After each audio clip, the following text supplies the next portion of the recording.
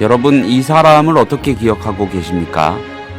폭군이자 자격지심과 정신적인 문제로 오락가락하던 이상한 왕, 이 정도 아닐까요? 궁예의 얘기입니다. 그래도 한번 들여다볼 필요가 있는 인물입니다. 궁예라는 인물이 떠오르고 가라앉았던 데는, 또한 지금 이런 평가가 대체적인 데는 어떤 이유가 있을지도 모릅니다. 국민TV 라디오 30분 책 읽기 12월 24일 화요일 순서 시작합니다.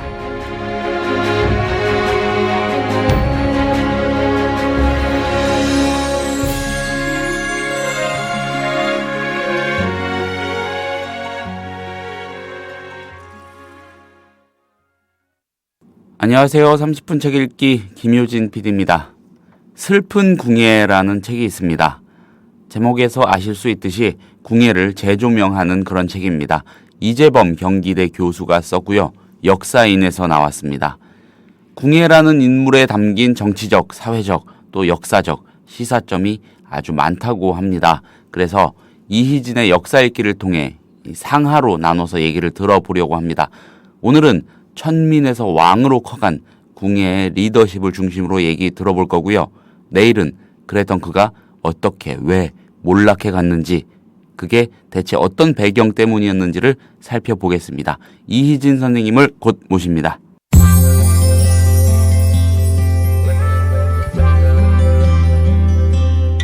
매일 아침 이 책 한 권. 국민TV 라디오 30분 책 읽기.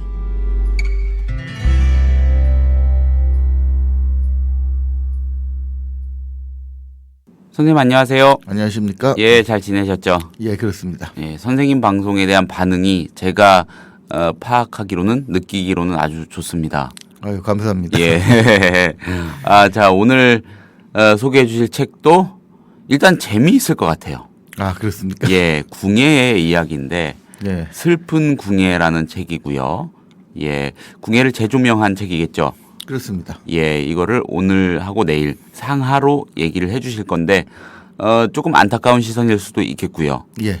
뭔가 좀 다시 생각해 보자는 그런 문제 제기일 수도 있겠습니다. 예, 그렇죠. 오늘은 일단 궁예가 커가는 과정, 그때 발휘했던 리더십, 그 자체에 관한 이야기, 그리고 대체 왜 그가 그렇게 쓰러져 갔는지에 대한 얘기는 내일 이렇게 해주시는 걸로 하겠습니다. 자, 그럼 일단 이 책 소개와 함께 얘기를 시작을 해주시죠. 예, 이 책은 기본적으로 궁예라는 인물에 대한 재조명이거든요. 네. 그러니까 그동안 이 삼국사기나 뭐 고려사나 네. 이런 쪽에는 궁예에 대해서 굉장히 좀 안 좋게 언급을 하고 있죠. 네. 기본적으로 폭군이고, 왜 폭군이다 못해서 미륵이나 이런 걸 팔아서 신통력을 발휘한다고 해서 많은 사람을 현혹시키고 해쳤던 그런 통치자로 묘사를 하고 있습니다. 나는 관심법이 있다. 네, 그렇죠. 그러니까 사실 나는 관심법이 있다고 해서 네 속 들였다 보니까 예. 반역을 꾀했다고 사람을 마구 죽였다라는 말이 나왔을 때 사실 굉장히 안 좋은 독재자 이미지를 떠올리게 되거든요. 독재자 내지는 아주 이상하고 좀 미친 그렇죠. 사람. 예. 그 행위 자체를 누가 좋다고 할 사람은 없는 거니까요. 네. 그래서 이제 궁예에 대한 평가도 그런 요소에 대해서 집중적으로 조명을 하면서 나오게 된 거죠. 그렇군요. 그런데 뒤집어 말하면은 그렇기 때문에 궁예가 성장해온 과정, 네. 또 궁예가 무엇을 추진을 했는가 예. 하는 부분이 많이 묻혀졌던 겁니다. 그런데 이 궁예의 성장 과정에 대해서 상당히 주목해 볼 필요가 있다는 거는 네. 어떻게 보면은 우리나라 통치자 중에서 네. 왕이 그나마 왕의 지위에 올라갔다는 사람 중에서는 가장 낮은 신분에서 시작이 됐을 거예요. 천민에서 치고 올라간 사람이죠. 네, 그러니까 물론 예. 출신에 대해서는 뭐 경문왕의 아들이라는 둥 무슨 신라 왕족이었다는 둥 하는 얘기가 있습니다. 삼국사기 궁예 열전에 보면은 예. 정변에 말려들었다는 얘기가 나오지 않습니까? 태어나자마자 뭐 이 궁중 안에서의 암투에 말려들어 가지고 네. 암살을 당하게 될 위기에서 네. 그 어린 목숨을 구해내자고 뭐 2층에서 떨어진 걸 밑에서 시녀가 봤다가 눈을 찔러서 애꾸가 됐다. 이 유명한 얘기 아닙니까? 네. 근데 이런 얘기를 통해서 사실 궁예가 신라 왕족 출신이었다는 걸 암시를 하니까 네. 궁예 역시 뭐 핏줄은 왕족 아니었겠느냐라고 생각하기가 쉬운데 네. 물론 뭐 기록이 일단 뭐 믿을 수 있는지 없는지는 몰라도 지금 예. 현재 논란 중입니다만은 기록이 있고 네. 또 궁예 자신도 그렇게 믿었다는 뭐 시사가 있고 그러니까 네. 그래도 핏줄이 훌륭한 사람이 왕이 된 거 아니냐라고 생각하는 게 일반적인 인식이에요. 뭐 될 사람이 된 거다. 그렇게 의미 부여할 필요는 없다. 요런 그런 예. 인식이 있는데 문제는 그게 이제 그 비교가 많이 되는 게 예. 바로 궁예를 몰아내고 왕이 된 왕건 같은 경우에도 네. 그 가계를 묘사한 거 보면 휘황찬란하거든요. 뭐 용왕하고 뭐 관계를 맺어가지고 어떻게 했느냐 어쩌고 그러는데 사실 뭐 용왕 얘기가 나올 때부터 시사를 받는 거지만 고려시대에 전공한 사람들 보면은 다 거짓말이라고 그러더라고요. 아. 그러면 왜 그런 얘기를 자꾸 쓰느냐. 예. 뭐 심지어는 거슬러 올라가면 신라 왕족은 다 뭐 중국에서 무슨 왔다느니 네. 해가지고 중국의 유명한 사람 성인들하고 연결시키는 경향이 있지 않습니까? 네. 근데 왜 그러냐면은 그때 시대 상황을 좀 감안을 해야 돼요. 뭐 실제 저 신분 그 핏줄 그 근원 같은 경우에는 네. 굉장히 미화하고 싶어합니다. 음. 그거는 일반인들이 그렇다는 게 아니라 무조건 통치자의 지위에 올라간 사람들은 훌륭한 신분에서 나왔다고 그 자기 자신들도 그렇게 주장을 해야 되고 그 사회에서도 그렇게 믿고 싶어하는 심리가 있다는 거는 감안을 해야죠. 네. 왜 그러냐면 그 시대가 워낙 철저한 신분제 사회였기 때문에 미천한 신분의 지배를 받는다. 신분제 사회에 이미 익숙해버린 사람들, 머리가 거기 굳어져 버린 사람들이 미천한 신분한테 지배를 받는다는 걸 용납을 하겠습니까? 그러니까 올라가는 사람도 나는 미천한 신분이 아니라는 거를 어떻게든지 부각을 시켜야 되고 네. 없으면 만들어내기라도 해야 되는 겁니다. 아, 그런 필요가 네. 있었던 거군요. 그러니까 이제 궁예가 천민에서 왕까지 됐다는 얘기를 조금 거북스럽게 듣는 사람은 출신이 뭐 진골귀족이고 신라 왕족이구만 왜 천민이라고 얘기하느냐 이렇게 네. 생각하기 쉽죠. 그런데 제가 천민이라는 말이 어폐가 있을지는 모르겠습니다만은 네. 그렇게 얘기한 거는 이 사람이 태어난 출신이 어떻든 간에 네. 실제로는 밑바닥 생활을 했거든요. 그 사람의 자기가 태어났을 때 왕족으로 태어났다는 거는 네. 인지할 수 없지만 성장하는 과정에서 실질에 있어서 네, 실제로 자기가 성장하는 과정에서 내가 태어났을 때는 사실상 밑바닥 생활을 했거든요. 그래서 나중에는 뭐 삼국사기 궁예 열전에 나오는데 보면은 키워준 의분 어머니가 하도 말썽을 피우니까 네. 너는 왕족 출신이라고 고백을 했고 그때 키워줘서 고맙습니다 하고 3달사로 들어갔다는 거 아닙니까 승려로. 네. 이렇게 나오는데 출신의 뭐 요즘 뭐 드라마에서 유행하는 탄생의 비밀을 알았다는 데까지는 뭐 막장 드라마에 뭐 나오는 얘기하고 비슷하겠습니다만은 예. 그 얘기를 뒤집으면은 그럼 굉장히 비참한 생활을 했고 네. 3달사에 승려로 들어갔다는 얘기도 그런 겁니다. 요즘은 승려로 들어갔다 그러면은 그냥 머리 깎고 도 닦으러 들어갔나 보다 하는데 네. 그 당시 이 사원이라는 데가 그렇게 만만하게 도만 닦는 데가 아니에요. 그리고 어린 나이에 들어갔다고 했을 때 그게 요즘에 생각하는 종교기관으로 들어갔다는 개념이 아니거든요. 아, 그럼 어떤 의미가 부여가 되는 겁니까? 그러니까 요즘에도 그런 걸로 알고 있어요. 요즘에도 그냥 그 속세를 떠나가지고 절로 들어간다고 했을 때 예. 거기 주지스님이 그때 방송 탄 인터뷰를 보니까 그거 굉장히 혹독해요. 그러니까 군대의 이등병 비슷한 생활을 한답니다. 그래서 뭐 상당수의 사람들이 그 과정을 못 겪고 도로 나간답니다. 속세로 다시 나오는. 그렇죠. 뭐 적어도 속세는 몰라도 그 절에서 못 버티고 나오는 과정이 있는 것처럼 굉장히 그 어려운 생활이에요. 그러니까 어린 나이에 들어갔다는 거는 어떻게 보면 절에서도 맨 밑바닥으로 들어가 가지고 뭐 군대로 보면 이등병 생활 예. 이런 걸 하는 단계로 들어갔다는 거죠. 그러니까 어렸을 때는 굉장히 고생을 하면서 신분적으로도 자기가 뭐 진골 귀족이라고 주장하면 뭐 합니까? 사회에서 그렇게 대우를 해주지 않는데. 그러니까 현실적으로 네. 천민이나 다름없는 사실 그 절에 아무 연고도 없이 들어가서 밑바닥 생활을 하는 거는 천민이나 다름없거든요. 출생에 관한 그 논란은 아직 분분하다는 그런 그 주장이나 저기는요. 분분하다고 할 수 있겠지만은 어쨌든 그 실질에 있어서 사실 그렇죠. 천민이었다라는 데는 이견이 별로 네. 없다고 볼 수 있는 거죠. 거의 천민 수준의 생활을 하면서 네. 성장을 했다는 거죠.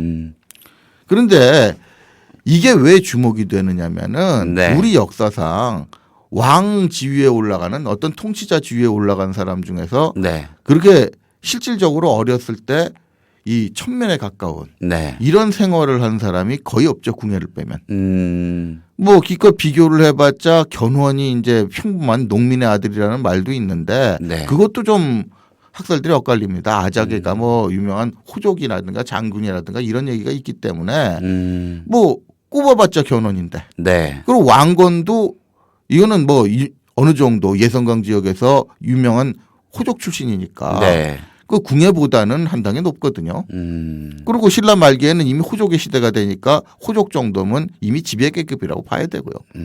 그런 사람 빼놓으면은 없죠. 궁예가 아마 가장 밑바닥에서 왕이 된 사람이라고 봐야죠. 초기득권 출신에서 보통 왕은 배출이 됐는데 그렇죠. 거의 유일한 그렇죠. 거길 벗어난 곳에서 그렇죠. 올라온 인물이라는 말씀이군요. 네. 예. 근데 이걸 뒤집어 말하면은 이거는 궁예라는 사람의 어느 정도 능력을 평가를 해줘야 되는 네. 이런 측면이 있다는 겁니다. 그 시대도 그렇게 올라간다는 게 굉장히 힘들었고 또 어목했던 시절이지 않습니까? 그렇죠. 그러니까 네. 시대 상황도 그렇지만은 오늘날 우리 사회에 던져주는 시사점도 있거든요. 네. 오늘날 우리 사회에서 리더십이라는 걸 굉장히 강조를 하잖아요. 네. 그러니까 이게 어느 정도 강조가 되느냐면 사실 대학생들도 많이 착각을 하고 있다 그래요. 저희도 강사 생활하면서 이 대학에서 워낙 취업이 안 되니까 네. 그런 부분에 대해서 강사들한테도 학생들 교육에 참조하라고 가르치거든요. 네. 근데 그때 조금 학생들도 좀 알아야 된다고 하는 게 지금 자기 스펙을 갖춘다고 뭐 영어 공부하고 뭐 자격증 따고 노력 많이 하지 않습니까? 근데 재미있는 얘기는 막상 사람을 뽑는 데서 원하는 건 그런 스펙이 아니라고 그래요. 그런 스펙을 중점을 둬서 뽑는 데는 뭐 전체 4%밖에 안 된다나요? 제 기억으로는 그렇습니다. 그러면 굉장히 70% 80% 가까운 뭐 기업이라든가 이런 연구소라든가 이런 데서 뭘 원하냐면은 리더십 같은 거. 이 사람이 사회에서 어떻게 적응을 하고 그 주변의 동료들을 어떻게 이끌어가는가 하는 점을 굉장히 중시를 해서 본답니다. 하다못해 과장만 되더라도 부하 직원 몇 사람만 걸어도 조직의 리더거든요. 그래서 그런 거를 잘하는 사람이 어떻게 보면 요즘에도 필요한 사람이라는 거죠. 그런데 대학들도 착각을 하고 있는 게 기업에서도 뭐 리더십이 중요하다고 그러고 가르쳐 달라고 그러니까 가르칩니다. 과목은 개설을 해요. 네. 그런데 그 개설을 하는데 가르치는 사람이 군 출신들이에요. 제가 뭐 대학에 강사로 있을 때 실제로 리더십 교육하는 사람이 소개를 받았거든요. 네. 근데 이게 문제가 있는 겁니다. 군 출신들이 리더십이 없다는 얘기가 아니라 예. 우리 사회에서 필요한 리더십 그것과 통제가 잘 되는 리더십은 별개의 문제라는 거예요. 우리 사회라고도 할 수 있겠고 지금 이 2013년에 네. 지금에 필요한. 네, 그러니까 예. 지금 현대를 얘기하는 겁니다. 예. 왜 그러냐면 지금 민주주의 시대 아닙니까? 그렇죠. 민주주의 시대에서는 리더십이라는 게 다른 사람들과 평등한 관계에서 리더십이 나와야 되는 거예요. 통제력을 말하는 게 결코 아니죠. 그렇죠. 그러니까 이제 군 출신 같은 경우에 왜 문제가 되냐면은 네. 군대가 철저하게 잘 끌고 나가는 것 같지만 네. 한꺼풀 뒤집어 보면은 그건 군대라는 특수한 사정이 있습니다. 상명하복이거든요. 전체주의고. 네. 그러니까 위에서 계급 높은 사람이 밑에다 명령을 하면은 그건 생살권을 가지고 있는 거잖아요. 네. 무조건 말을 들어라. 그럼 따라와야 되는 거거든요. 네. 우스갯소리로 뭘로 밤송이를 까래도 까는 게 군대라는 거 아닙니까?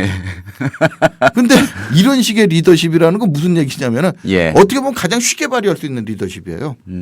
리더십을 발휘할 수 있는 권위가 주어지니까. 가장 낮은 단계의 리더십이라고도 할 수 있겠네요. 그렇죠. 그러니까 예. 뭐 좀 어폐가 있을지는 모르겠지만 리더십 중에서 쉽다는 말을 할 수 있을 겁니다. 그러니까 그 업적을 내는 것과 리더십으로서의 능력은 별개인 게 예를 들어서 세종대왕이라 이순신 장군이나 예. 이런 사람들의 업적이 훌륭하다는 걸 부정하자는 얘기는 아닙니다. 네. 그런데 리더십을 부정할 때 개인적인 리더십을 쳐주는 건 궁예나 전봉준 같은 사람을 더 쳐줘야 된다는 거죠. 왜 그러냐면은 세종대왕 같은 경우에 왕족으로 태어나서 세자로 책봉이 돼서 왕이 됐지 않습니까? 네. 그러면 그 세종대왕이라는 분의 명령은 국가의 통치자로 따라야 될 당위성이 설정이 돼 있는 거예요. 그렇죠. 왕 앞에서 왕이 명령하는데 안 따르면 그건 반역이잖아요. 네. 이순신 장군도 마찬가지죠. 자기 부하들한테 뭐 전라도 좌수양에 올라가서 지휘관이 돼 있단 말이에요. 예. 명령을 하면 들어야죠.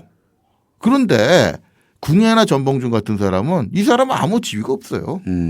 이 사람이 뭘 한다고 주변에 있는 사람들이 말을 들어야 줄 이유가 없거든요. 그런데 그거를 따르게 한다. 이게 어려운 거죠.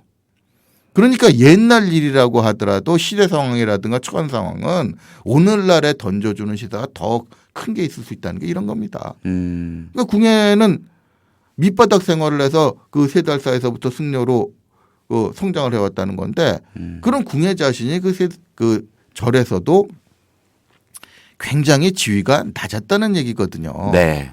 그런데 그 3달사가 뭐 나중에 좀 더 얘기하겠습니다마는 그 밀란이 일어나가지고 예. 뭐 습격을 받고 뭐 불타워지고 이러는 그 당시 사원들이 그런 사태를 겪었을 때 예. 사람을 데리고 나왔단 말이죠. 그때 데리고 나온 사람들의 리더 역할을 한 겁니다.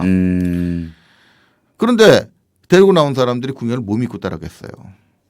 궁예가 무슨 대장이라도 따라왔다고 얘기하기가 곤란한 거거든요. 네. 그냥 동료인데 저 친구를 따라가면은 우리를 잘 이끌어줄 수 있을 것 같다. 비전. 그렇죠. 예. 이런 게 있기 때문에 따라 나왔다는 겁니다.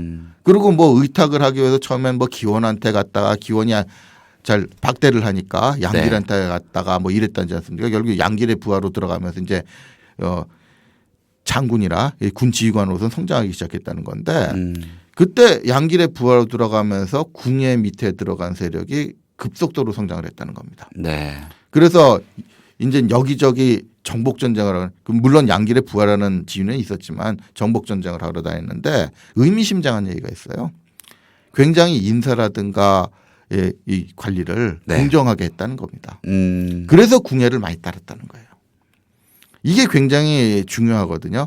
그러니까 처음에 동료들을 이끌고 나올 때 군 지휘관으로서 성장을 할 때 네. 이럴 이럴 때 그런 요소 때문에 성장을 했다는 기록이 나오고 사실 누구의 부하로서 급성장을 할 때 물론 그 양길의 부하로 들어갔을 때는 지휘관으로의 지위가 주어지지만은 사실 하급 지휘관에서부터 출발했을 거 아닙니까? 그런데 그러면은 그런 지휘관들은 경쟁자가 많거든요. 네. 그 중에서 유독 주목할 만큼 성장을 했다는 거는 그 경쟁이 되는 예. 낮은 지위의 지휘관들 중에서는 나름대로 리더십을 뚜렷하게 발휘했다고 봐야죠. 특출난 데가 있었던. 그렇죠. 예. 그러니까 이 능력을 이용을 해서 네. 뭐 명주 점령을 많이 계기로 봅니다. 여기에 들어갔을 때 그 지역에서는 많이 환영을 받았고 또 그걸 기반으로 해서 이제 정치적으로 독립을 하기 시작한 거거든요. 그러니까 상당히 어떻게 보면 정치적으로 성장하는 데는 짧은 시간 내에 성장을 한 거고 기반도 잡은 겁니다. 그리고 거기서 독립적인 세력으로 성장을 하니까 사실 부하가 독립한다 그래서 기분 좋은 놈이 누가 있겠어요. 그러니까 양길이 궁예를 치려고 했을 때 그거를 쉽게 격퇴를 했다는 얘기죠. 그러면 그 세력이 이 부하로 있다가 자기 윗사람보다 더 큰 세력을 모았다는 거거든요. 네. 아니면 더 단단하게 조직 관리를 했던가. 이 정도 능력을 발휘했다는 거는 나름대로 평가를 해줘야 될 측면이 있다는 얘기죠. 그러면서 이제 궁예가 나름대로 자기가 품어서 있던 이상을 내보이고 예. 실현시켜 나가기 시작한다는 거죠. 그러니까 뭐 나라 이름을 많이 바뀌었다는데 뭐 이 마진이라고도 바꿨다가 나중에 태봉이라도 바꿨다가 뭐 네. 이렇게 되는데 그게 이제 뭐 불교 용어나 이런 걸 보면은 소위 말해서 대동방국이라는 의미가 있거든요. 그러니까 궁예는 어떻게 보면 밑바닥 생활을 하면서도 자기가 권력을 잡았을 때 추구해야 될 이상도 있었다는 얘기죠. 그래서 그런 이상을 추구해 나가는 겁니다. 그러면서 주변에 있는 호족들도 궁예 세력권 밑으로 많이 모이죠. 나중엔 이제 원래 자기 상관이었던 양길도 완전히 격파를 해버리고 네. 많은 호족들이 들어오면서 네. 궁예가 소위 말하는 후삼국 중에서 원래 이제 기득권을 갖고 있던 신라는 멸망해가는 나라니까 그렇다고 치는데 네. 궁예가 왕이 되는 걸 보고 곧바로 따라서 후백제라는 나라를 세웠던 견훤에 비해서도 차지하고 있는 영역으로 보면은 훨씬 넓거든요. 그러니까 어떻게 보면 후삼국이라는 나라 중에서 최대 판도를 차지하게 되는 그런 능력을 발휘했다는 얘기죠. 그리고 이 와중에 바로 왕건 같은 호족들도 이 궁예한테 귀부를 해오는 거거든요. 그러니까 그 뜻은 네. 궁예가 그런 호족들이 모여들 만큼의 리더십을 발휘할 수 있었다는 거거든요. 흡인력도 있었을 테고요. 그렇죠. 예. 그러니까 저 밑으로 들어가야 뭔가 우리 네. 미래가 비전이 있다고 생각해 밑으로 들어가는 거지. 그렇죠. 아니 뭐 형편없는 지휘자인데 그때 호족들은 선택의 여지가 있거든요. 지금하고는 상황이 많이 다릅니다. 뭐 어떤 통일된 제국이나 국가 안에서 태어나면 조건 실건 그 조건에 그 정권에 무조건 따라가야 되지만은 네. 분열돼 있던 시기에 견훤한테 가도 되고 신라왕한테 가도 되고 이런 상황에서 굳이 궁예 밑으로 갔다는 거는 궁예가 그만큼 미래에 대한 비전, 통치력, 포용력 이런 걸 보여줬다는 얘기죠. 아, 여러 옵션 중에 하나였다는 거군요. 그렇죠. 궁예에게로 가는 게. 그런데 그 여러 가지 선택 가능한 것 사람들 중에서 그를 택했다는 것 자체도 또 의미가 있겠고요. 그러니까 전근대라고 하지만 오히려 왜 민주주의 사회에 보여주는 리더십의 그 영향, 그 시사가 크냐는 점이 바로 이런 거거든요.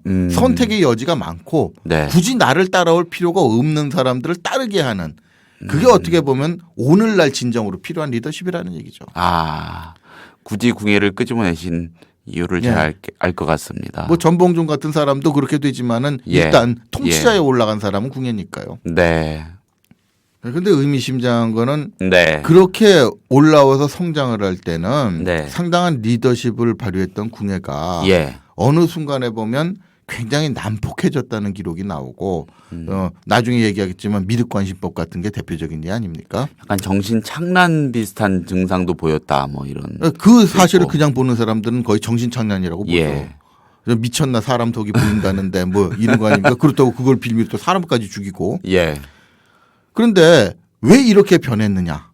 그리고 결국은 건자에서 쫓겨나서 비참하게 최후를 맞았다고 하지 않습니까? 네. 그러면 왜 그렇게 됐느냐? 이것도 이제 중요한 시사점을 주죠. 그 변화의 과정, 변화의 동기 네. 이런 것이 이 하편에서 네. 다뤄야 될 내용이 되겠습니다. 예. 조금만 좀 암시를 해 주시죠. 예고 비슷하게. 그러니까 이제 그 사람이 나쁜 사람으로 몰렸다는 거는 예. 뭔가에 대해서 네. 좀 강력하게 누를 필요성이 있었다는 거 아니겠습니까? 그럼 눌러야 될 뭔가의 대상이 누구였을까? 결론부터 말씀드리자면은 기득권층이죠. 그 궁예라는 인물의 존재 자체 또 그 인물이 써온 스토리를 거북해하는 사람들이 굉장히 많았을 것 같습니다. 그렇죠. 그러니까 이제 그게 궁예가 어떤 이상을 가지고 있었다는 것이 예. 이율배반적인 결과를 낳게 된 거죠. 그러니까 어떤 큰 포부와 이상, 네. 야망을 가지고 있는 사람은 그걸 실현시키려고 노력을 하게 돼 있거든요. 예. 근데 그걸 실현시키려고 노력을 하게 되면 중간에 어떻게 보면 희생이라고 할까요? 희생을 시켜야 되고 그 희생을 시켜야 되는 것 중에서는 갈등의 소지가 많이 생기죠. 그걸 거슬려 하는 사람도 많을 테고요. 그렇죠. 그 갈등의 여지라는 게 그 통치자의 예. 이상을 실현하는데 뭔가 걸리는 것. 그게 어떻게 보면 그 사회 내에서는 태반이 기득권이에요. 그 사람이 마지막에 말년에 이상한 행동들을 했던 정신이 나갔던 뭐 어쩌던 이런 거 다 차치하고요. 기득권 내지는 기존의 공식, 문법 이런 거를 다 깨거나 거부하면서 자라온 사람이라는 거, 커온 사람이라는 것 자체는 분명해 보입니다. 그렇죠. 예, 여기서 바로 의미 부여가 되는 거고 내일 이어주실 하편에서의 이야기의 단초가 되는 것 같습니다. 예, 그렇습니다. 예, 그리고 그 단초가 네. 바로 궁예를 몰아내고 이후에 정권을 잡아서 예, 400년 넘게 거의 500년 가까이 유지돼간 고려 왕조를 창시한 예. 왕건과 비교가 되는 거죠. 태조 왕건. 그렇죠. 예. 태조 왕건은 궁예하고 뭐 그런 점에서는 좀 비교가 되는 게 예. 출신 자체가 적어도 지역에서 상당한 힘을 가진 예, 유지였던 호족 출신 아닙니까? 음, 그리고 호족이 호족들이 추대해서 왕이 됐다는 얘기죠. 엘리트 코스군요. 일종의 엘리트 코스고 예. 또 한 가지는 재미있는 에피소드가 있는 게 예. 왕건 자체는 추대를 하는데도 계속 망설였다는 거 아닙니까? 예. 그 보다 못한 부인이 네. 갑옷 들고 나와가지고 이거 입을 거요 뭐 할 거에도 어떻게 보면 마누라 강자에 마지못해 갑옷 등살에. 입고 나서는 아, 이런 정도로 어떻게 보면 유유부단하달까요? 좀 유약한 데가 있는. 예, 그러니까 네. 통치자로의 결단력은 유유부단한 측면을 보여주는데 네. 이것이 이제 기득권층들에게 어떻게 어필이 됐느냐 네. 하는 게 이제 다음 시간에 중점적으로 비교해 볼 단초가 되겠죠. 알겠습니다. 내일 이야기도 재밌을 것 같습니다. 선생님 일단 오늘 말씀 감사합니다. 잘 들었습니다. 감사합니다. 국민TV 미디어 협동조합 조합원에게만 드리는 혜택. 당신의 영어 실력, 이제 원스톱 잉글리쉬가 해결해드립니다. 창의적이고 뛰어난 발성의 영어회화 학습 사이트 원스톱 잉글리쉬. 영어 표현을 암기시켜주는 동영상과 상황별, 주제별, 문법 패턴 표현을 검색하고 듣고 영작도 할 수 있는 영어 학습 포탈 원스톱 잉글리쉬. 주소창에 onestopeng.com.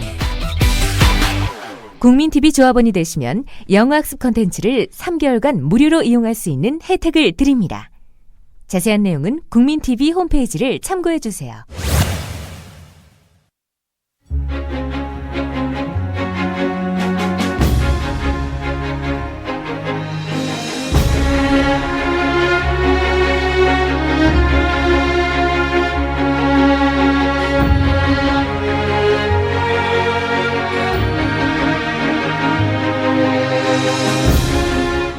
(12월 24일에) 30분 책 읽기가 소개한 책은 역사인에서 나온 이재범 경기대 교수의 슬픈 궁예였습니다. 오늘이 상편이었고 내일 하편에서 얘기 이어갑니다. 감사합니다.